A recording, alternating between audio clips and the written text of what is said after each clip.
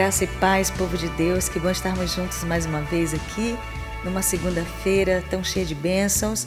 Estamos com o nosso estúdio hoje cheio, lindo, repleto de pessoas de Deus e a nossa live dessa noite é fantástica. O tema é o ministério profético nos padrões de Efésios. Como nós queremos ouvir sobre isso, não é? E muitos de nós, às vezes, nós nos questionamos onde estão os profetas dos nossos dias, existem profetas em nossos dias, então o que aconteceu com eles? E é sobre isso que nós vamos falar nessa noite. E os nossos convidados que estão conosco aqui no nosso estúdio é o profeta Ricardo.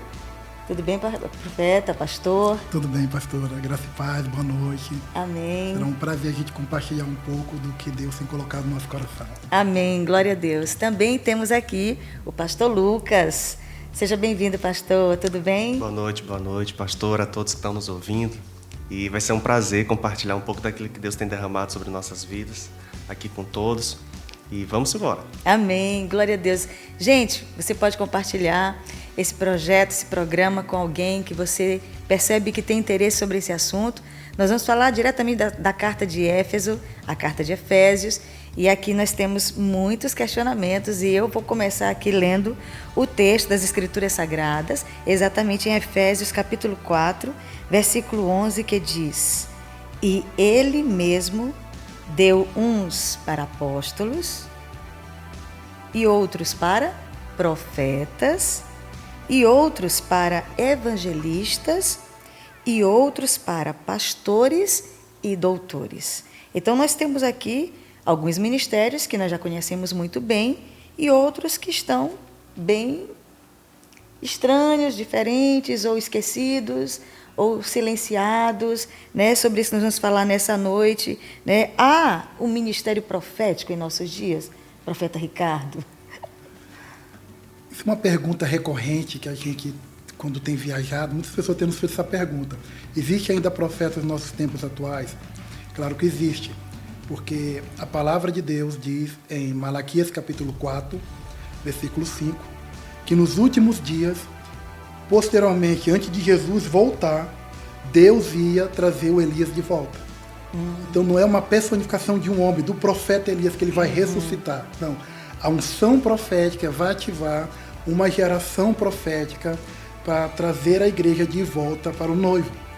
Então hoje o ministério profético, hoje, embora ele ainda está no período de amadurecimento, um período de crescimento, ele vai amadurecer quando ele olhar para a igreja de Éfeso, que é o que nós vamos conversar hoje. Porque o profeta, o profético dentro da igreja de Éfeso, ele conseguiu cumprir bem o seu papel, o profético e o profeta. A gente vê que a carta de Éfeso foi escrita por Paulo para Timóteo, né, no ano 62 depois de Cristo, para uma igreja que ela cresceu em zelo, em graça, em transformação. Então o profético foi ativada a voz de Deus, a vocação de Deus, porque o profeta ele é a encarnação da vontade de Deus. Então essa vontade de Deus, essa profecia que é: façamos o homem à nossa imagem e semelhança, de sermos imitadores de Cristo, sermos iguais a Cristo, de uma igreja que venha fazer o seu papel cristocêntrico dentro de uma sociedade, isso foi muito bem cumprido em Éfeso. Então nós temos profetas sim, não foi só para a época de Jesus, biblicamente falando, nós tivemos Atos 21, 9, fala de Filipe, um homem que ele tinha 4 filhas, Sim. 4 donzelas que eram profetisas. Sim. Nós temos o profeta Ágabo também, que nesse mesmo texto também, era também um homem também que era profeta também. Na Reforma Protestante, Deus precisou levantar um homem chamado Lutero, que era um profeta. Então, o ministério profético, ele continua em evidência nos nossos dias atuais. Mas há resistência, pastor Lucas? O que você acha hoje? Desse, por exemplo, olá, eu sou a profeta Gláucia, a profetisa Gláucia. É fácil a aceitação? Eu acho que começa a partir da própria falta de entendimento do que é o ministério profético, do que é um profeta, né? Se a gente for parar para ler o próprio texto aqui, começando, ele diz o seguinte: com toda humildade e mansidão, com paciência, suportando-vos uns aos outros em amor. Engraçado que esse suportando aqui é de gerar suporte. Não é de eu te suporto, é o jeito, mas eu te dou suporte em amor. Né? E tudo isso ele vem discorrendo para que haja unidade. E aí ele vem falar dos 5 ministérios. E dentre eles está o profeta. Então, esse profeta, para ele ser compreendido nos dias atuais, ele precisa dessa unidade da igreja.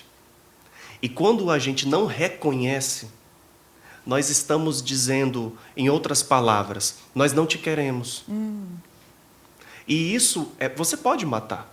Você pode acabar matando um ministério. Porque um ministério, um ministro, um profeta, ele não vai nascer maduro. Sim, perfeito. O próprio Jesus, ele foi amadurecendo, ele foi aprendendo a obediência através da dor ali, do sofrimento.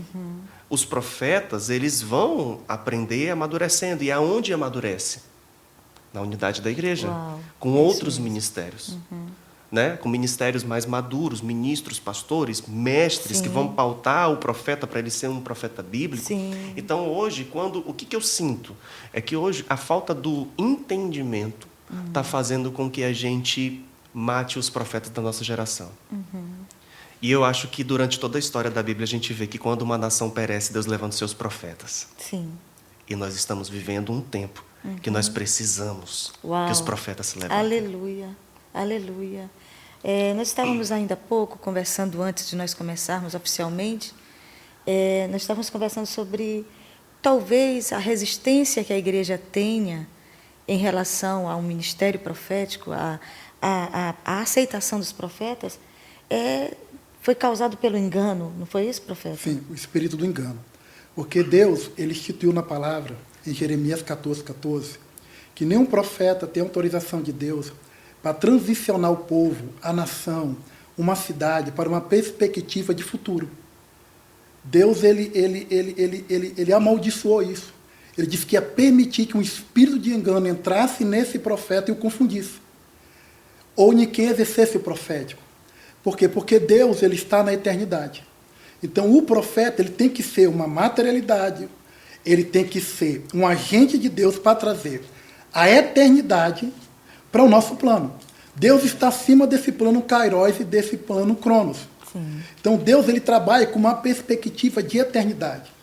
Quando Jesus, ele vai preparar a sua ceia, ele fala para os discípulos: vocês vão, seguem um homem que está com um cântaro de água.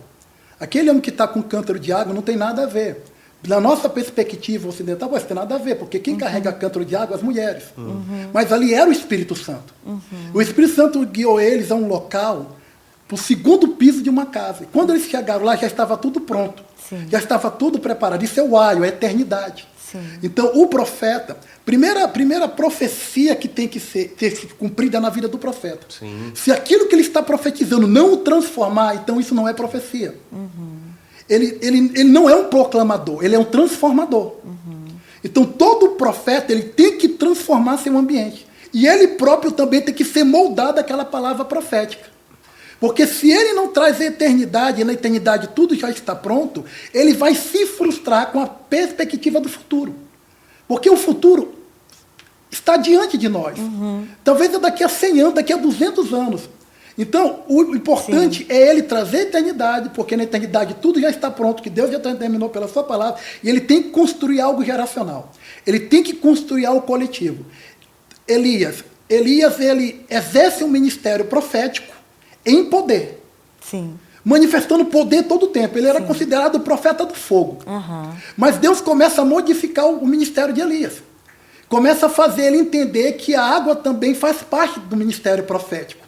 Então, ele, para orar por fogo, ele orava fogo do céu. Caía fogo, destruía tudo. Sim. De novo, ele orou fogo, cai tudo. Matava os 50, matava mais 50. Eu não tinha problema com fogo. Mas quando ele vai entrar no ministério da água, porque a água fala de vida, fala de transformação, fala de restauração, ele orou uma vez, não deu certo. Orou de novo, teve que orar de novo. E acontecendo uma coisa, não, continuou orando. Sim. Então foi mais difícil para ele entender esse processo.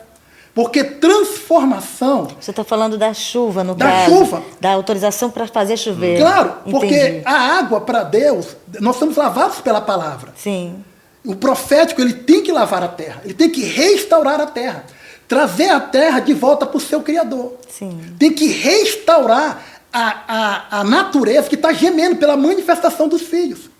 Então, esse profeta, ele é a encarnação da voz de Deus, da vontade de Deus para a cidade e para a nação. Então, ele é necessário. É necessário para o corpo. Extremamente necessário para o corpo. Para o corpo. Né? Meu Deus, isso é... Assim, a gente percebe o quanto o povo de Israel, né, teve a necessidade de ser guiado por profetas, né? E nós percebemos hoje que é como se a igreja tivesse adormecido para esse ministério, né? E isso é perigoso, porque nós terminamos percebendo o quanto isso deixa a igreja sem direção. Andando no escuro. Não é? Sem direção. Porque nós precisamos entender que a noiva de Jesus, a igreja, antes dela ser materializada como igreja, os profetas eles apontavam primeiro para o noivo. A velha aliança. Os profetas apontando para o Messias, para o Mashiach que viria. Sim. Na nova aliança, esse trabalho é tanto do profeta como do apóstolo. Ambos vão apontar para o Messias que já veio. Sim. Para o Messias que quer ter um casamento, um relacionamento, uma intimidade com a noiva. Sim. Agora, como a igreja ela parou de ser cristocêntrica, por quê? Qual é o grande engano do espírito de engano hoje dentro do ministério profético e dentro das igrejas, que as igrejas são proféticas? Porque uma vez a gente fez uma escola, a Escola Caminho de Emaús, que é uma escola que eu e o Lucas nós temos, junto com os nossos discípulos, e muitos falaram assim para a gente, não, eu não vou para a Escola Caminho de Emaús, que é a escola para profeta. Não é uma escola para profeta. Todos os ministérios são proféticos. Sim. Não estou falando profeta de ofício. A unção profética está sobre o corpo de Jesus. Malaquias 4:5. A unção do profeta Elias viria para ativar uma noiva. Sim. Para ativar a igreja. Para restaurar a igreja.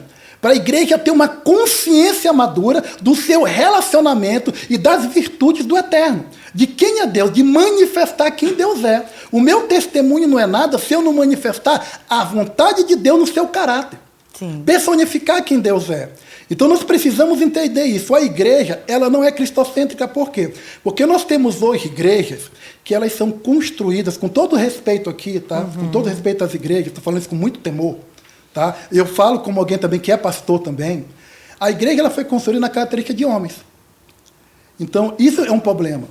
A gente tem um pastor que ele trabalha na área da música, então ele vai construir uma igreja na identidade dele.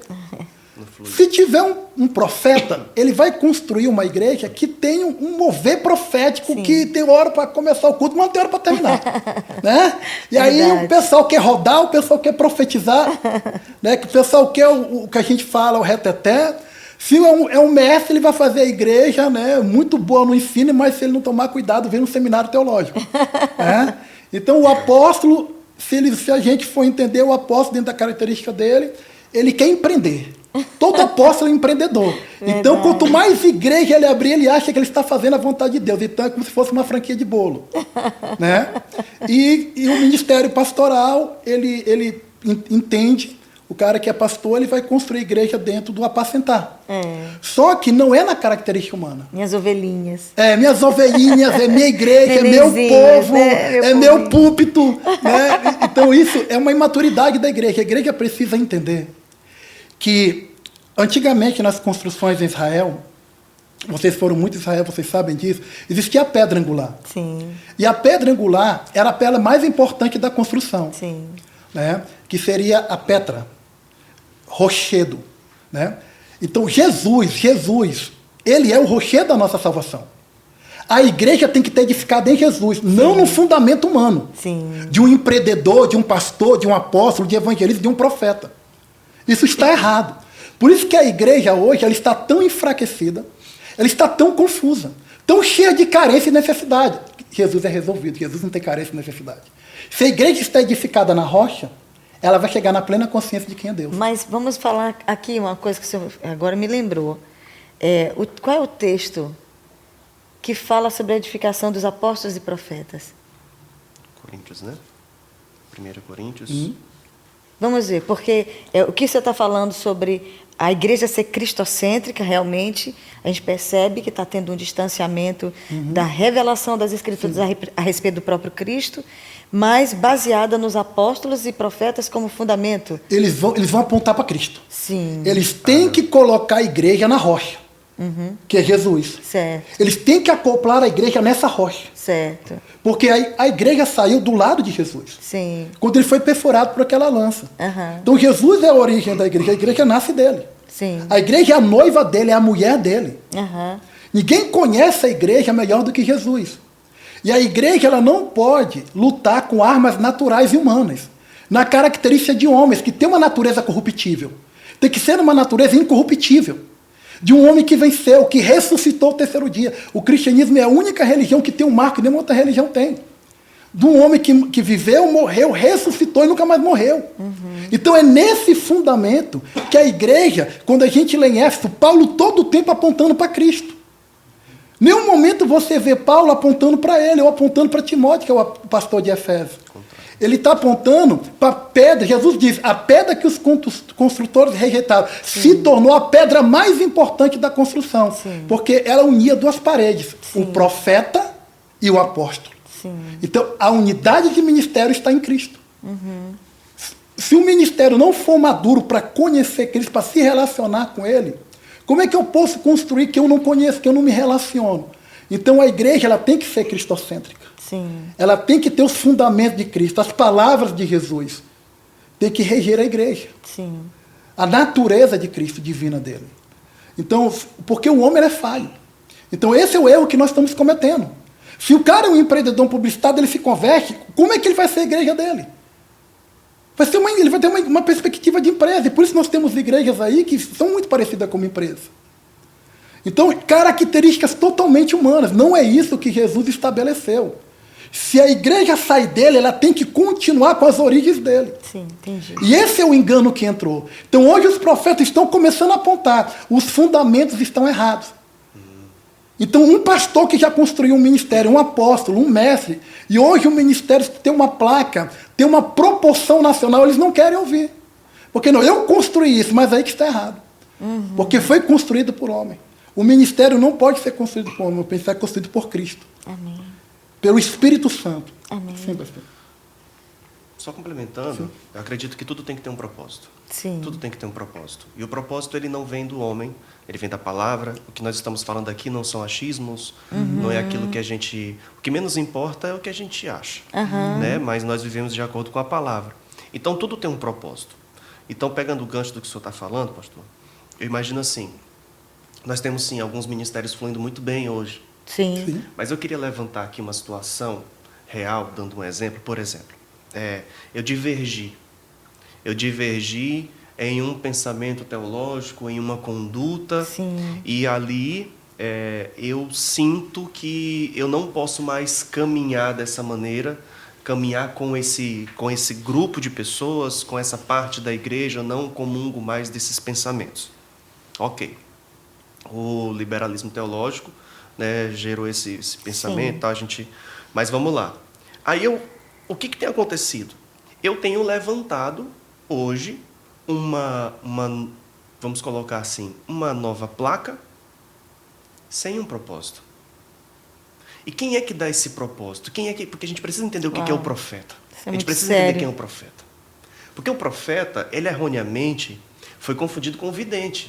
E a gente já explanou aqui mais ou menos que essa falta de maturidade tem feito com que os próprios profetas, aqueles que nasceram com esse presente, com esse dom, Sim. atrofiem no ministério e acham que a vida deles é profetizar. Sim, entendi. Todo mundo que está aqui pode profetizar. Claro. Sim. Você que está assistindo, câmera 1, câmera 2, não sei, Sim. pode profetizar. Sim. Mas não quer dizer que você é um profeta de ofício, vocacionado. Sim. Então, o que acontece? A gente tem o ministério pastoral, todos os ministérios estão caminhando muito bem. Sim. Mas se não tiver o profeta para trazer o propósito de tudo, tipo assim, então o que é o profeta? O profeta, ele não é aquele cara só que traz aquilo que há de vir. Sim. Mas o profeta é o que conhece o coração de Deus. Sim. Eu entendo que o profeta, ele traz juízo, não no sentido de julgamento, Sim. mas de conhecer o coração de Deus, o que tem passado na cabeça de Deus para aquele momento, para aquela geração, para aquela movimentação. Sim. Então, se eu não entendo o ministério profético, se eu não entendo por onde eu caminhar, vai acontecer o que acontece. Entendo. Vai pipocar situações, e eu levantei aqui um exemplo, mas nós podemos levantar outros. O exemplo que eu falei foi levantar, por exemplo, uma nova igreja, uma nova placa, mas sem propósito. Sim. Sem propósito, porque nós não estamos entendendo o que é o ministério profético. É esse cara que alinha o coração da igreja com o coração de Deus. Sim, entendi. Ele não alinha o coração de Deus ao coração da igreja, não. Ele alinha o coração da igreja com o coração de Deus. Ou seja, vem de lá o propósito, vem de Sim. lá o norte e o porquê. Como entendeu? É fundamental. Como é fundamental. Então, assim, apóstolos, empreendedores natos, são desbravadores, são visionários, Sim. vão à frente, vão fazer aquilo que um pastor não consegue. Sim. Um pastor vocacionado. Sim. Mas se ele não tiver o profético, o porquê, Uau. o propósito, ele vai desbravar no lugar errado, na hora errada, no tempo errado, da maneira errada. O pastor, o mestre... Cara, por isso que está escrito aqui no início. Essa unidade. Sim. Eu volto eu entendo isso. O pastor Francis Chan, muito conhecido, ele tem um livro, Até que Sejamos Um, maravilhoso, Sim. indico demais.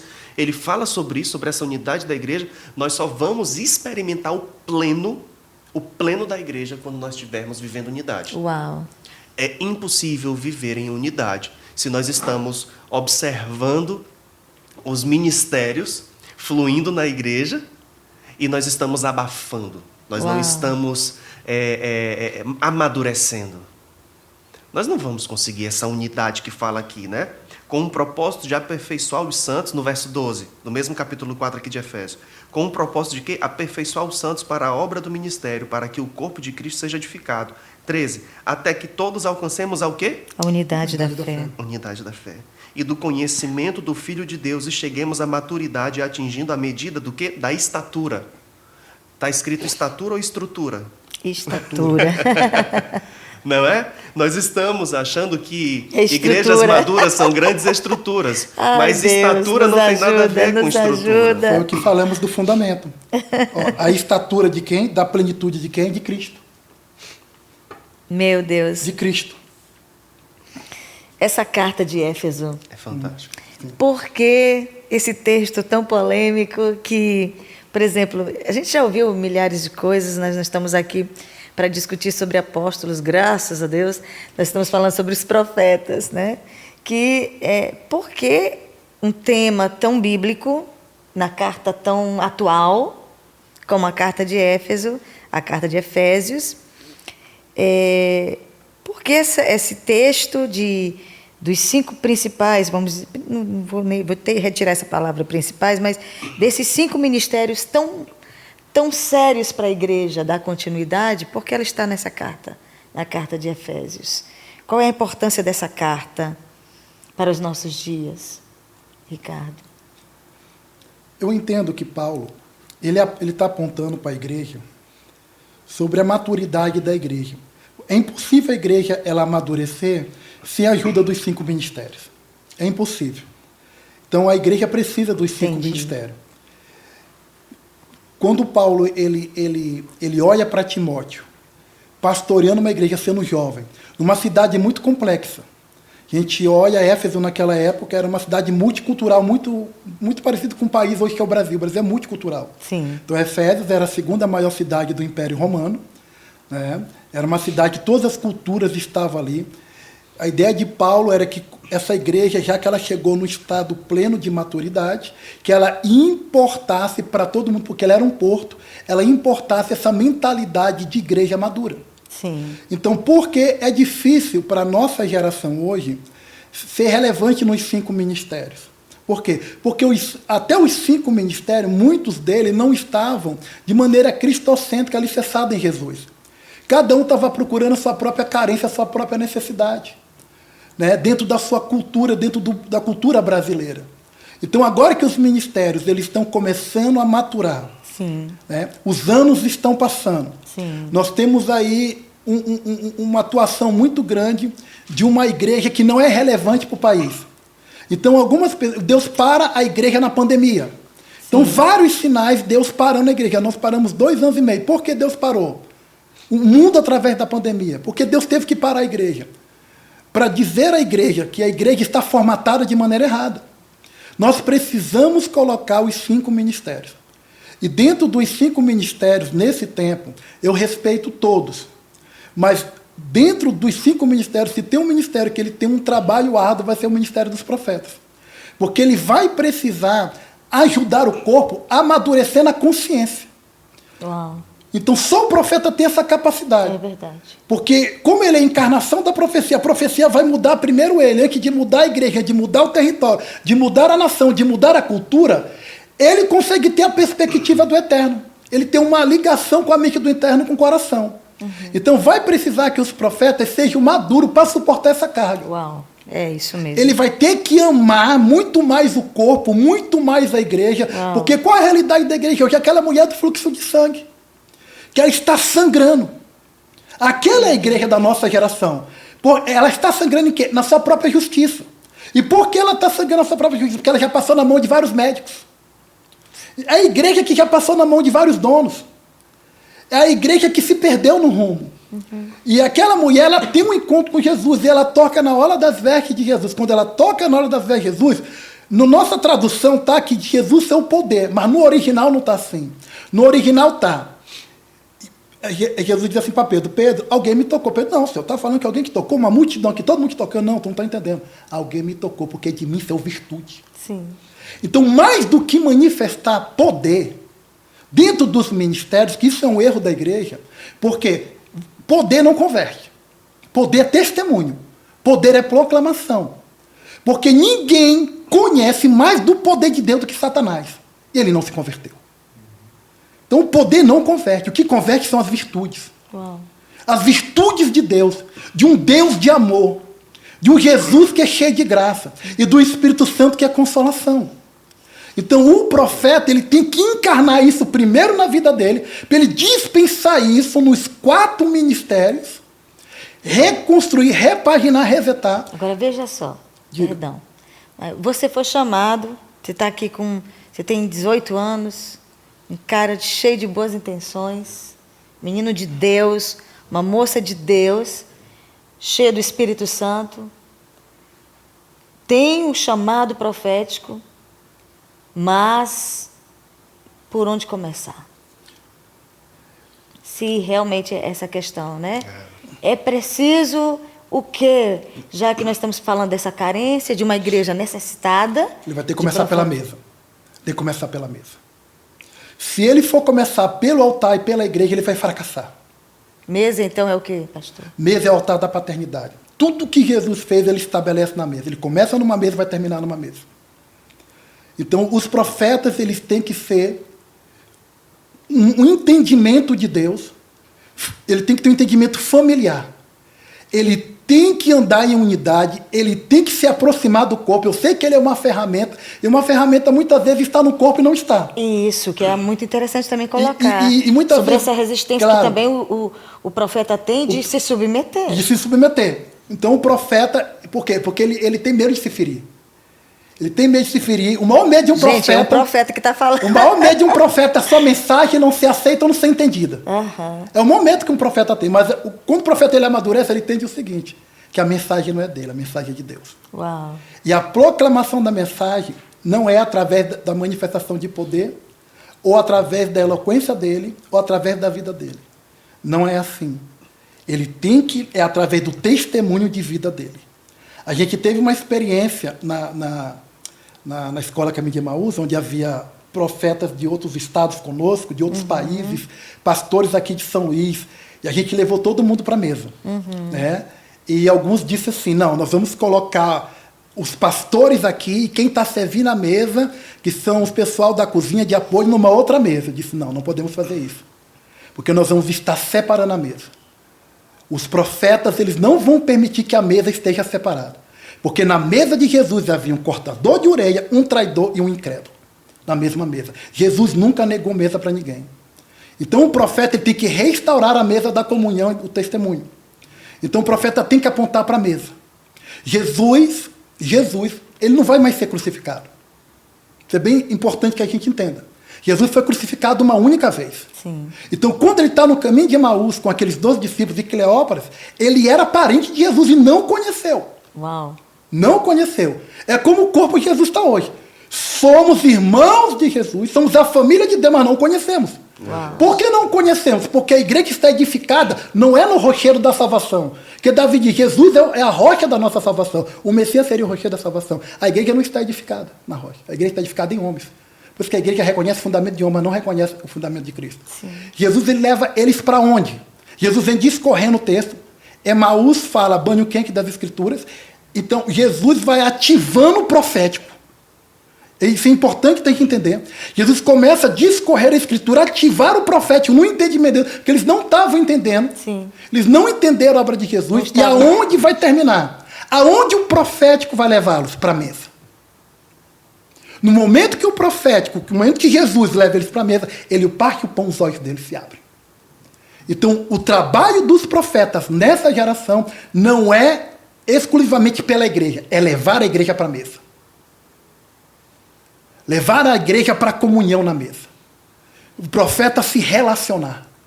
O profeta amar. Amar como Cristo amou. Perdoar como Cristo perdoou. Ele tem que ser essa encarnação do caráter, da virtude, do amor, do perdão, da misericórdia do Pai. Uau. Só assim ele será ouvido pelos 4 ministérios. Só assim ele será ouvido pelo corpo de Cristo. Eu lembro de uma experiência, a Rayane está aqui, é uma filha nossa, e eu era um profeta desse jeito. Entrava mudo, saia calado. Eu queria entregar a palavra, manifestar o fogo, mas não queria água, não queria testemunho, não queria comunhão. Sim. E Deus me levou para Santa Catarina e ela vivia o dia todo aqui na igreja. 10 anos na igreja, eu nunca dei um par no Senhor para ela. Não porque eu era mal educado, porque eu sou na minha, todo profeta na dele. Mas eu nunca sentei na mesa com ela, eu nunca me relacionei com ela. Eu fui conhecê-la em Santa Catarina, quando eu estava de férias, quando eu estava lá. Meu Deus, e aqui aí, em São Luís. Aqui em São Luís, Deus precisou me tirar daqui, para me levar para lá, para marcar o encontro, para marcar a mesa, para me amadurecer em relacionamento. Uau. Ali eu descobri, cara, como eu sou ruim em relacionamento. Mas todo profeta é assim. É verdade. Então o profeta precisa maturar nisso. Ele tem que ser mais servo de todos. Uau. Porque Cristo, ele deu exemplo. Eu não vim para ser servido, eu vim para servir. Sim. Para vocês terem comunhão comigo, eu tenho que lavar o pé de vocês. O profeta vai ter que ir para esse nível. Uau. Ele vai ter que ir para esse então, nível. será que é isso que gerou essa resistência, pastor Lucas? Será? Da própria igreja? Ou até da igreja, não, vamos dizer assim, da liderança em relação ao ministério profético nos nossos dias? Será que eles interpretaram essa vida do profeta como soberba, será? É uma linha muito tênue aonde o profeta caminha. Sim. Muito tênue. Né? Porque a gente analisa o profeta Elias, né? Que homem complicado, né? Que pessoa, assim, poucos amigos, pouco riso, poucas alegrias, muita ação para Deus, né? Complicado, gente. Imagina você tendo uma visão privilegiada. Sim. De um determinado contexto, tentando trazer ordem e não sendo compreendido, pelo contrário. Uau! Né? Sendo taxado como imaturo, talvez. Sim. Eu estou falando, vamos tomar como padrão um profeta maduro, tá? Sim. Um profeta já em pleno exercício Sim. da sua vocação. Comprovadamente, né? Isso. Então, imagina você nesse cenário. Sim. Tendo um entendimento privilegiado. Por que privilegiado? Porque não é para todos os ministérios. Sim, perfeito. Ainda que é maravilhoso um pastor, e eu acredito que dentro da gente pode ter um pouquinho de cada ministério, mas existe um que você vai fluir. Sim. Certo? Então imagina que você está tendo essa posição de fluir vocacionado no profético, você está entendendo o que está acontecendo, você tenta trazer juízo e você não é compreendido. Aí eu volto para aquilo que a gente conversou antes, do sacerdote Eli. De ouvir um Samuel falar e não ter a maturidade de nortear, Sim. mas de mandar dormir novamente. Então, se ele tivesse mandado Samuel voltar a dormir, talvez, não, obviamente, né, Deus tem seus planos, isso não ia acontecer. Mas Sim. tratando da nossa geração, se a gente manda o Samuel voltar a dormir, Sim. a gente mata um ministério, e um ministério muito importante. Então, é uma linha muito tênue, porque ao mesmo tempo que o ministério profético ele está inserido nessa carta, nesse capítulo, que já eu queria falar sobre o livro, que você começou a pergunta falando Sim. sobre esse livro, aos Efésios, ao mesmo tempo que ele está inserido aqui nesse ambiente de congregação da igreja local, ele vive em um plano eterno, de entendimento fora das quatro paredes. Entendi. Então, enquanto o pastor ele é vocacionado ali para o cuidado das ovelhas a quem Deus lhe confiou, enquanto o evangelista, em suma, o profeta ele não está preso a essa igreja local, ele está preso ao corpo, à igreja universal. Então, é um pouco complicado para ele. É uma linha muito tênue. Ao mesmo tempo que ele precisa estar aqui lavando os pés, servindo para poder ser reconhecido. Ele é mal entendido, mal interpretado. Assim, o que eu sinto é que, graças a Deus, Deus ele é o Senhor da história. Sim. E tudo coopera. Eu acredito, sim, que uma hora as coisas vão começar a fazer sentido. Mas a impressão que eu tenho é que nós estamos nos atropelando. Sim. E eu acredito que por falta desse fundamento. A carta de Efésios ela é tão importante porque ela, inclusive, alguns teólogos eles divergem e até levantam a indagação de que se de fato foi Paulo que escreveu essa carta. Porque ela é muito completa. Sim. Paulo ele era muito objetivo nas cartas dele. E aqui a carta de Éfeso, ela é uma carta muito completa. Então, se a gente for ver aqui, ele vem falando aqui sobre a graça, ele vem falando aqui sobre do ser salvo, ele fala sobre a humanidade em Cristo. Sim. Aí ele vem falando aqui de judeu e gentios, ele tem que falar isso mesmo, de Paulo. Aí ele vem falando sobre a unidade da igreja, aí ele vem falando sobre como nós devemos agir, amor fraternal, caminhando em sabedoria. Ele vem falar sobre pais, filhos, sobre marido. Aí ele termina com as armas espirituais e acabou. Ele vem falando tudo. Sim.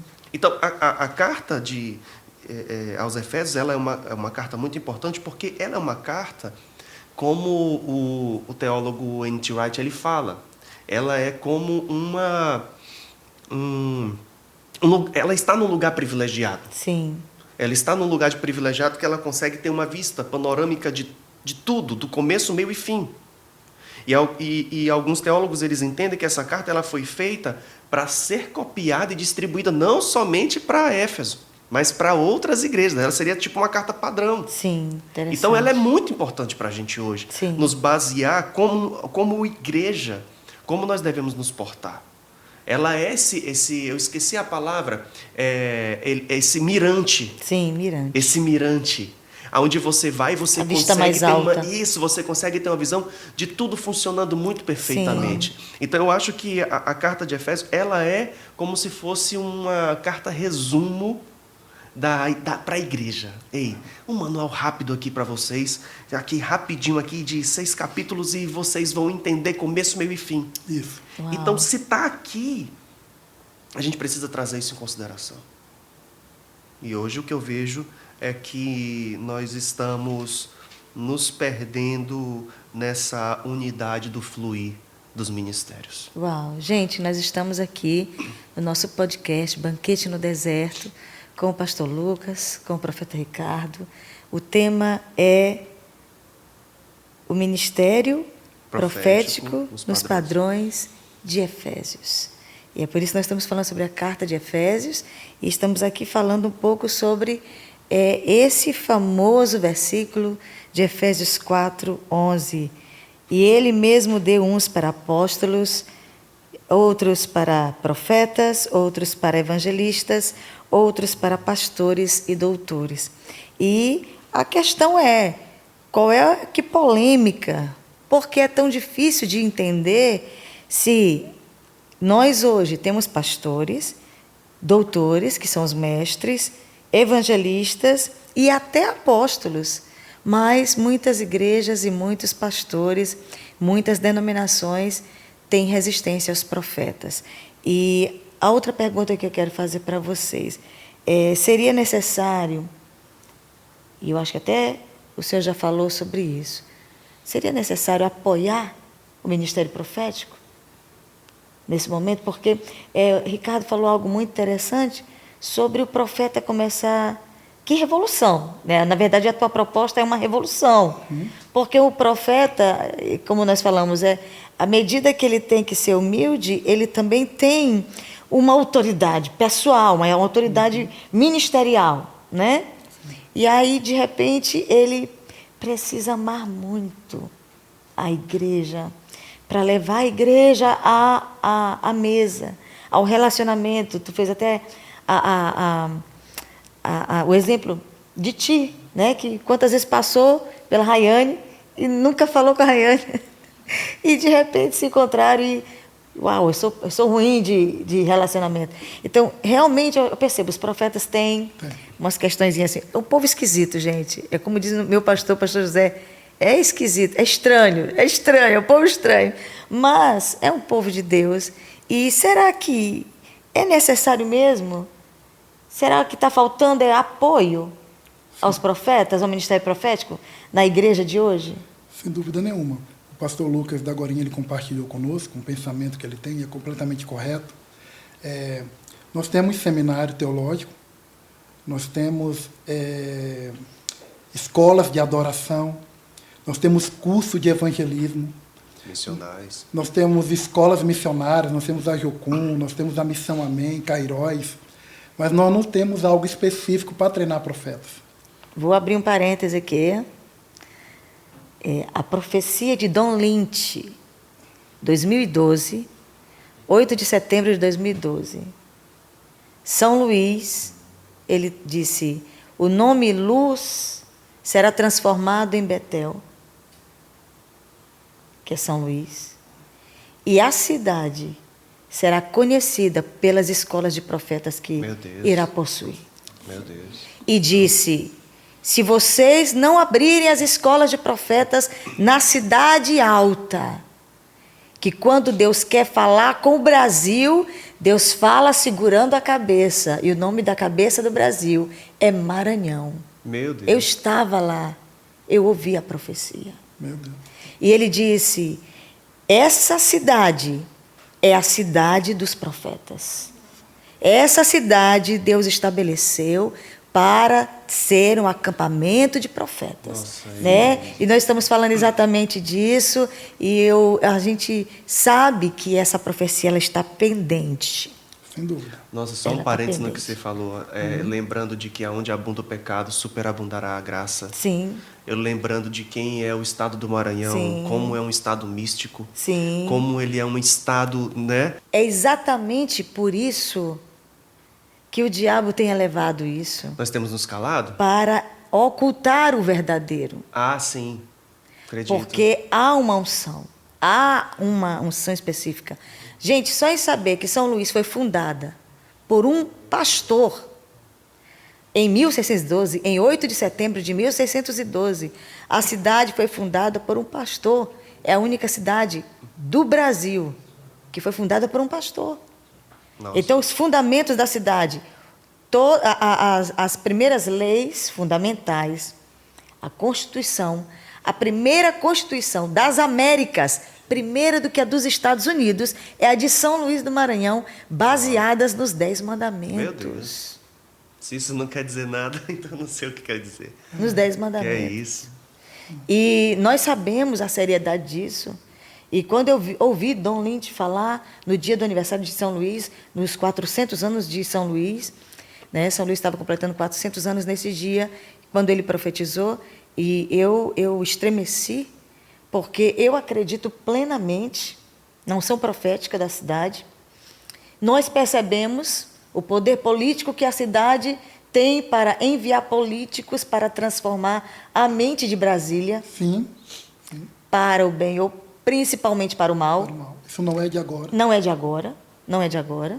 Então nós percebemos a seriedade espiritual que está aqui, né? Então nós estamos falando aqui de um ministério profético e inclusive a minha escola,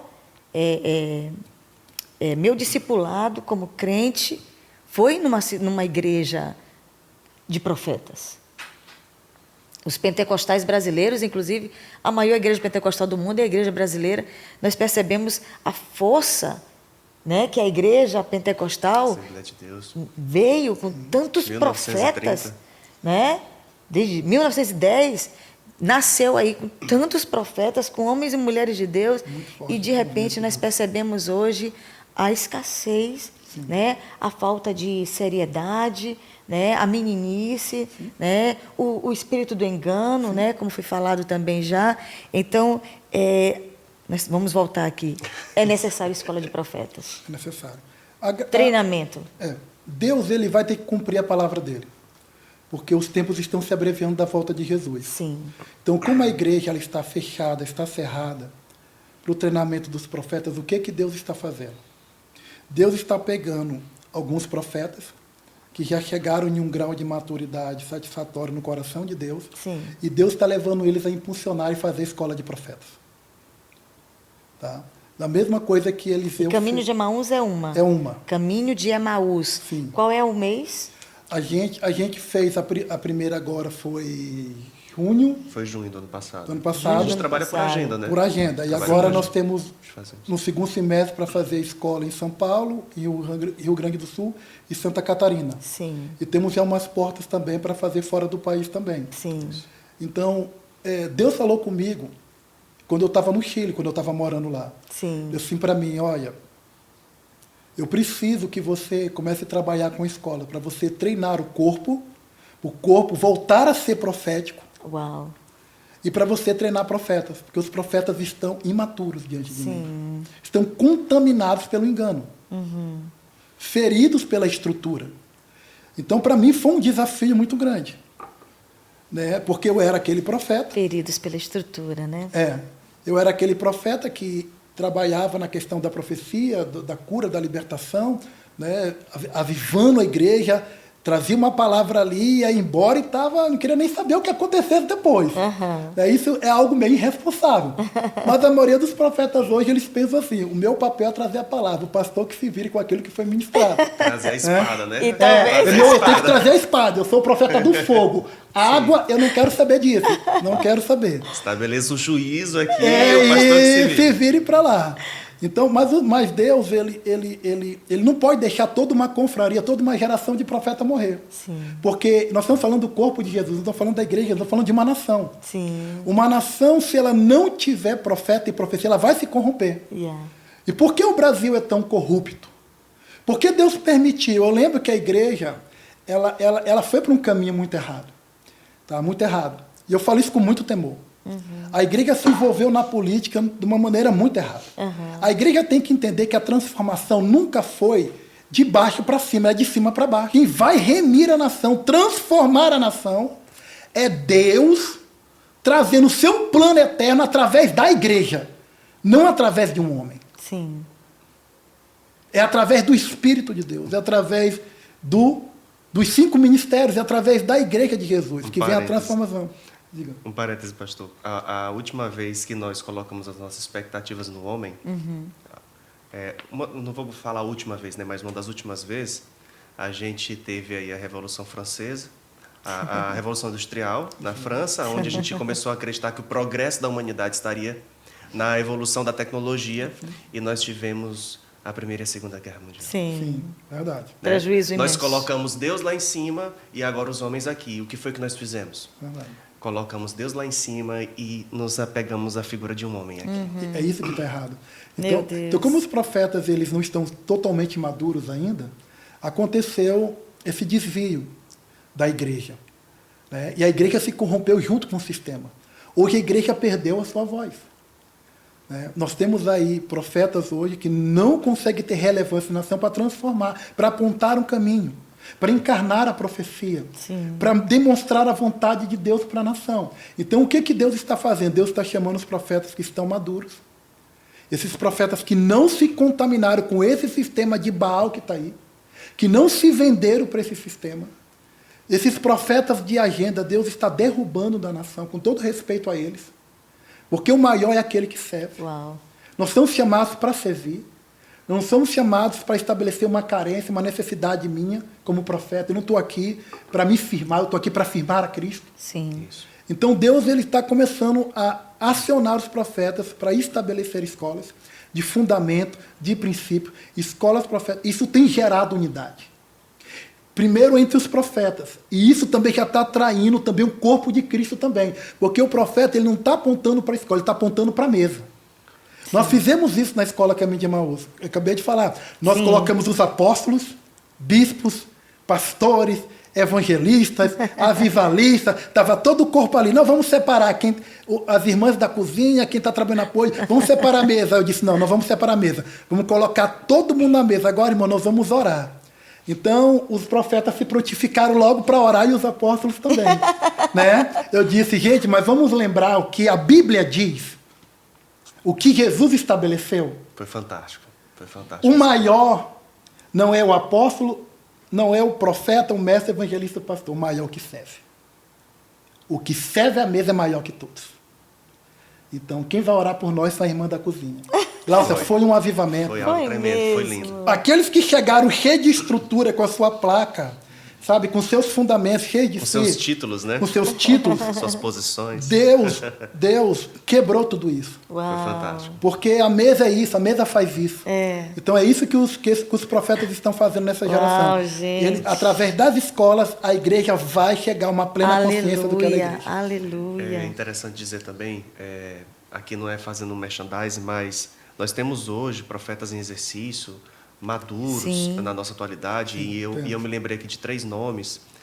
Me lembrei aqui do Ângelo Basso, lembrei do Fábio Coelho e lembrei também do próprio Dario Hernandes. Uau, né? sim. Nós temos o nosso amigo Kevin, lá da Guatemala, mas esses 3 eles estão se unindo para fazer uma escola escola chamada Escola Ver, que é para ministros e profetas. Uau, né? isso é muito importante. É o que nós estamos assim, falando aqui, né? Sim. Eu me alimento muito do conteúdo deles, né? Sim. Algo assim fantástico.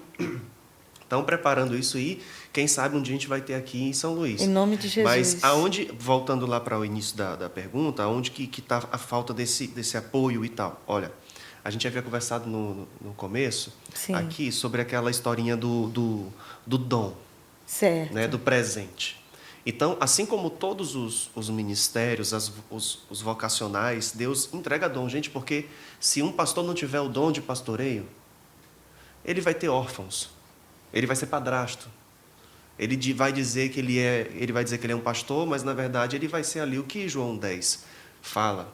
Sim. Ele vai ser um ladrão, né?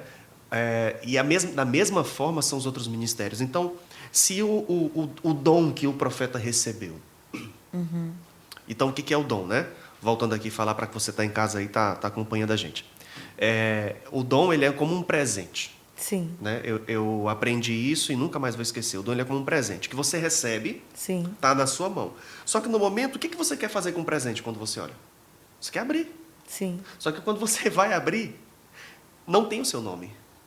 Você entende que o presente está com você, mas não é para você. Então, o dom ele é para o coletivo.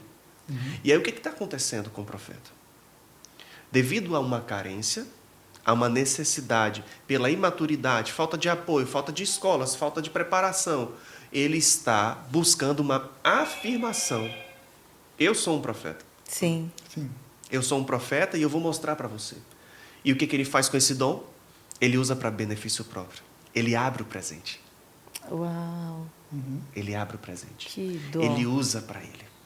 E quando o profeta ele pega ou qualquer outra pessoa que tem um dom, um adorador que tem um dom que Deus colocou, uma Sim. voz maravilhosa ali, ele usa para ele está a caminho da perdição. Uau. O pastor usa o dom que deu de cuidar de ovelhas para ele está a caminho da perdição. Sim. E da mesma forma o profeta, só que o profeta ele tem um impacto absurdo. É verdade. Porque o profeta ele não só se leva para a perdição, mas ele leva toda uma igreja para a perdição. Então hoje o que nós estamos vendo? O que nós estamos evidenciando? Uma grande quantidade de homens se levantando como profetas, Sim. usando o dom a seu benefício. Sim. Então, eles vão em igrejas, eles vão em congressos, eles vão em reuniões e, pasmem, alguns são como gurus, são consultados antes de, né? Antes de alguém fazer alguma coisa, eu vou falar aqui com o meu profeta para saber se eu faço ou se eu não faço. Absurdo, meu Deus do céu. Parece que estão costurando o véu, né? Então, a gente percebe hoje se levantando homens e mulheres usando o dom a seu favor para falar aquilo que você quer ouvir. Então, trazendo aqui algo muito engraçado que eu vi essa semana, Instagram é terrível. É terrível. Eu tenho até que deixar a galera do Instagram. eu tenho que deixar de seguir umas páginas que mostram algumas aberrações, porque aquilo às vezes até nos machuca, aquilo nos maltrata. Então tinha uma mulher que ela falou assim: se você for casar, o Espírito Santo de Deus vai te revelar agora e você vai cair para trás. Mas se você não for casar, Espírito Santo de Deus, meu Deus do céu, olha o temor. Planta ela nesse chão agora. Meu Deus. 1, 2, 3. E empurra a mulher com o dedinho assim. E a mulher cai para trás, ou seja, ela vai casar. Então, hoje, são fantoches, né? A benefício... Então, como a gente não vai ter uma deturpação do ministério profético, Sim. e até mesmo entender por que há tanta resistência? Sim, dos pastores. Então, é um dominó, efeito dominó. É uma cadeia. Uma falta a falta de acompanhamento, a falta de instrução, aí gera a imaturidade, que aí faz ele usar o dom para benefício próprio, vai levar ele e a toda uma geração à perdição, vai descredibilizar o ministério profético, vai trazer a segregação da igreja, nós não vamos viver a unidade, nunca vamos encontrar o pleno de Cristo. Sim. É assim. Qual é a base da fala do profeta? Profeta tem que ser bíblico. Tem que ser bíblico. O profeta ele tem que apontar para as Escrituras. Não é o que ele acha, não é o que ele entende, não é as características dele, não é o entendimento dele, não é a inteligência e conhecimento dele. Ele tem que andar por revelação. Porque ele tem que entender o seguinte, que ele tem que crescer como Jesus cresceu. Jesus ele cresceu em sabedoria, estatura e graça. Então, para o profeta ser bíblico, primeiro ele tem que crescer em sabedoria, estatura e graça. Por que sabedoria? O que é sabedoria? Sabedoria é temer a Deus. O temor do Senhor. Então, quando eu temo a Deus, eu começo a entrar no caminho da sabedoria. Estatura. Ele tem que entender que o profeta ele foi chamado biblicamente para usar a palavra de Deus para transformar todo o ambiente. Toda a esfera da sociedade. E graça o quê? É a oferta para o próximo. Então, quando ele primeiro cresce em sabedoria, em estatura, em graça, quando ele cresce nesse fundamento, ele vai crescer nas Escrituras. Porque as Escrituras não é pelo conhecimento, é pela revelação. Eu tenho que andar em revelação, porque conhecimento é aquilo que eu estudo. Então, eu estudei, a minha inteligência me fez eu entender, discernir aquele texto, mas a sabedoria, a revelação, aquilo que o Espírito Santo me mostrou. Então, quando o Espírito Santo ele me revela a Escritura, um texto que eu li 10, 30 vezes, eu não entendi, mas tem um dia, parece que o texto salta na minha frente. Isso é revelação. Isso me faz andar em humildade. Por quê? Porque veio de Deus para mim. Sim. Quando eu só ando na esfera do conhecimento, eu fico soberbo, prepotente e arrogante. Sim. E eu construo a igreja nesse fundamento. E está errado, não é no conhecimento. A igreja não é um seminário teológico. A igreja, ela é o corpo de Jesus, orgânico de Jesus. Sim. A igreja, ela é profética. A igreja, ela anda em revelação. Porque se você for ver a carta de Efésios, é uma carta que Paulo fala só sobre revelação. Ele fala de principado, ele fala de potestade, ele fala sobre entender a vontade de Deus, ele fala da igreja no seu estado pleno, né? Ele fala de nós chegarmos à unidade da fé, né? Ele revelando Sim. essa igreja madura. Então, um profeta na nossa geração, ele não pode confundir movimento com fundamento. Nossa. Nós não podemos estabelecer uma experiência como fundamento. E isso é o erro que está acontecendo dentro da igreja. Uau. Eu tenho uma experiência pessoal com Deus, eu estabeleço isso como fundamento. Isso está errado. Nossa, nós vimos muito isso no Muito movimento isso, neopentecostal. muito isso. Por quê? Porque o neopentecostalismo é uma deturpação do verdadeiro pentecostalismo. Então, essa é a realidade. Então, Deus hoje tem que restaurar o verdadeiro pentecostalismo fundado por Daniel Berg e Gunnar Wingren. Sim. E tem que fazer uma restauração na igreja. Porque nós fomos para o neopentecostalismo completamente antibíblico. Sim, sem ter nenhuma noção da Sem ter nenhum tipo de entendimento de escritura. O irmão que, com todo respeito, Aí já bate de novo na falta de treinamento. de treinamento. Amadurecimento. O irmão que vai ativar dons, que vai ativar experiência, mas que não tem fundamento, não consegue entender o coração de Deus, ele não parece com Jesus ele não muda o seu Eu território. não vou nem entrar aqui na questão musical, tá? Não vamos nem entrar na questão Porque musical. os músicos, os cantores que trabalham com a visão profética, que não vale nem a pena, né? Mas todo mundo caminhando errado. Né? Claro, porque não estão cantando a palavra. Nós temos que cantar a palavra. Davi cantava a palavra. Davi revelava na palavra quem Deus era. Então, hoje, nós temos que entender isso. A igreja, ela precisa de um novo rumo. Ela precisa sair do lugar onde ela está. Que é o antigo, né? Que é o antigo. Voltar para o Cristo, antigo. O novo é voltar para o antigo.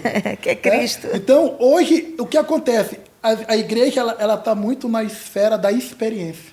Uau, é verdade. Ela precisa se afirmar através de uma experiência. Né? Ela precisa ver o anjo. Tangível, né? Ela precisa ter algo tangível. Ela precisa ela precisa rolar no espírito. Ela precisa cantar algo espiritual para sentir Deus. E está errado isso. Está errado isso. É um movimento. É o puro movimento. Está errado. Evangelho não é movimento, evangelho é transformação de dentro para fora. O reino de Deus é de dentro para fora. Jesus disse, os discípulos perguntaram para ele, Jesus, onde está o reino de Deus? Jesus disse, o reino de Deus não é algo que você diz que está ali ou acolá. O reino de Deus está dentro de vocês. Sim. Então nós temos que entender isso nessa geração. Mas eu creio, em nome de Jesus, que a igreja ela está chegando no ápice da ignorância. Ela chegou no ápice da ignorância. Cada dia está pior. Mas isso é necessário acontecer. Primeiro, para a verdadeira igreja florescer, a falsa igreja tem que se manifestar. Exato. E a gente Então, se lembra de quem, gente? Sim. Lutero. Sim, Tá claro. vindo reforma, tá vindo chegando reforma aí. Eu creio. Né? Porque exatamente no ápice da ignorância, Sim. o que realmente essa é a verdade, quando um cara de Deus, cheio do Espírito Santo, que chorava por um arrependimento genuíno, lê que a igreja está cobrando para perdoar pecados e vendendo um pedaço do céu, aí ele diz, não dá mais, não vou segurar mais. Né? E a hora que ele vai fazer a reforma. Então, eu creio em nome de Jesus que esse tempo está chegando, é exatamente isso que nós estamos conversando aqui. E nós terminamos de falar, não sei quanto tempo já tem, mas já tem um bom tempo. Nós estamos aqui conversando sobre o ministério profético nos padrões de Efésios. E eu acabei de falar com o Ricardo, profeta Ricardo, pastor Lucas, na nossa live, e para nós é um prazer muito grande ter você aqui conosco, acompanhando essa live. Muito obrigada pela sua audiência, pela sua companhia. E, gente, a gente vai ficar por aqui. Infelizmente, nós vamos encerrar, mas não se preocupe não, nós vamos estar aqui sempre. E segunda-feira que vem tem mais, se Deus quiser. Eu quero agora passar a palavra para os meus convidados, para eles darem esses pontos finais aqui, para a gente poder encerrar. Profeta Ricardo ou Lucas? Eu acho que o mais importante de tudo que a gente falou é que antes do profeta estabelecer profecia, ele se torna profecia. Se um profeta ele tem que apontar para a palavra, a vida dele em primeiro lugar precisa apontar para a palavra. Ele se torna a profecia primeiro, na vida dele se cumpre, para que ele possa viver o ministério profético em sua plenitude. Então, antes de mais nada, se preocupar com estabelecer essa estatura na vida dele, esse amadurecimento, esse ruiós, esse filho maduro. Sim. Para que muitos dos percursos errados que a história, não somente de hoje, não é um benefício nosso, mas de sempre, a história da igreja, Sim. os caminhos em que caminhou, em que errou, em que falhou. O próprio Lutero teve suas falhas, Sim. Calvino teve suas falhas, todos vamos ter nossas falhas, mas o Senhor está acima de todos. Aleluia. E é nessa graça que eu me apego. Amém. Que nós chegaremos nesse dia em que Ele estará estabelecendo a justiça dEle e que tudo estará no seu lugar certo. Mas eu acho que é isso. O profeta, antes dele profetizar, ele se torna a profecia, a revelação da palavra na própria vida dele. Foi um prazer, pastora, estar aqui. Amém. Um prazer estar aqui com vocês, do podcast, vocês que estão agora nos ouvindo. E é uma honra, né? Compartilhar um pouquinho daquilo que Deus tem entregue para a gente, vivenciando através da escola, com outras pessoas que têm estado do lado da gente. Então, vocês não têm ainda uma data para a escola, pro caminho de Emaús? A próxima? Não, a gente vai fazer no segundo semestre, a gente não tem uma data, porque como agora eu vou partir para o casamento. Aham, né? é mesmo. Eita. Tá chegando o dia do aí casório. A gente teve que organizar o casamento para não conflitar as agendas. Muito bem. Aí depois, isso aí é de Deus. Depois a gente vê a questão da escola. Mas Muito é segundo bem. semestre. A noiva está aqui no estúdio, gente. Está aqui sorridente Sorriso e ali tal. agora, né? Falou de casamento. Muito bem. Gente, eu quero fazer um agradecimento. Eu quero agradecer ao pastor Guilherme, que é um amigo mais chegado que irmão de longa data. Agradecer a pastora Gláucia. Passa um filme na nossa cabeça quando a Gláucia chegou na Betel. Verdade. Quando ela começou a caminhar conosco, quando ela começou a ser ativada no profético. Parece que foi ontem, mas, gente, isso já faz uns 25 anos. 20 anos, eu acho, 20 né? anos, 20 anos. São 2 décadas. A gente tem 17 anos de casados. Então, 20 anos. 20 aanos, tá, perfeito. 20 anos. Então, 2 ciclos faz bastante tempo. Parece que foi ontem. E eu quero deixar aqui uma palavra aos profetas. Aqueles que foram feridos na caminhada. Aqueles que foram magoados, machucados, incompreendidos pela igreja. Eu quero dizer que vocês são muito importantes para o corpo. Amém. Vocês não são descartáveis. Tá? Não importa o tempo da infantilidade, da criancice, dos erros que vocês cometeram. Jesus, ele já remiu todas as coisas. Saia do lugar onde você está, você será relevante nesse tempo. Aleluia. Nós precisamos construir algo no estado do Maranhão. Aleluia. Não importa se você pecou, se você caiu, se você desistiu. A Bíblia diz que o justo cai 7 vezes, e 7 vezes o Senhor levantará. Aleluia. Eu quero dizer para você que Deus ele vai ativar nesse tempo verdadeiros profetas. Aleluia. E as nossas experiências de vida, elas valem muito para edificar toda uma cidade, toda uma nação. Aleluia. Eu quero dizer que Deus vai te curar, Deus vai te restaurar. Você é importante para o corpo. Não importa se a igreja te machucou, se teu pastor não entendeu. O corpo de Cristo é muito maior do que uma igreja, do que um pastor. Volte a se conectar com Deus. Volte a se conectar com Jesus. Aleluia. Volte a se conectar com o Espírito Santo. Porque nós vamos viver os melhores dias da nossa vida. É um novo inédito de Deus. O Brasil viverá o maior avivamento da história da igreja. Amém. Eu creio. E nós vamos ver nessa geração os profetas, os apóstolos, mestre, evangelista e pastor, trabalhando numa consciência plena da estatura de Cristo. Aleluia. Que Deus te abençoe em nome de Jesus. Amém. Gente, olha, você que está aí agora nos assistindo, compartilhe essa live, esse podcast com profetas, inclusive, que você conhece. Eu sei que você conhece alguém, ou se você, como o profeta Ricardo terminou de falar, é um profeta, assista de novo, veja que Deus está falando ao seu coração, e eu creio que algo vai mudar em sua vida. Muito obrigada pela sua audiência, pela sua companhia. Deus te abençoe poderosamente e te dê uma semana repleta de graça, de unção e de intimidade com o Senhor. Que Deus te abençoe. Até a próxima, se Deus quiser. Shalom, shalom.